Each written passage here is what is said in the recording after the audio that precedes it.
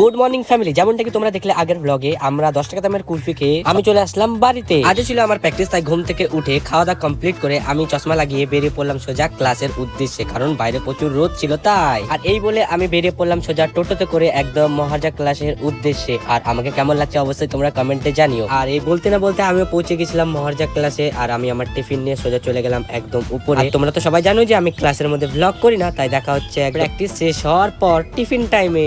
আর সত্যি বলতে টিফিন হওয়ার পরে স্যার আমাদেরকে দিল সারপ্রাইজ। ইয়েস, আজকে স্যার দিল আমাদেরকে ঘুগনি পার্টি। চলো আর দেরি না করে ফটাফট ঘুগনিটা আমরা ফিনিশ করি। আর তোমরা নতুন হলে চ্যানেলে অবশ্যই সাবস্ক্রাইব করে দিও, আর ফেসবুক থেকে দেখলে ফলো।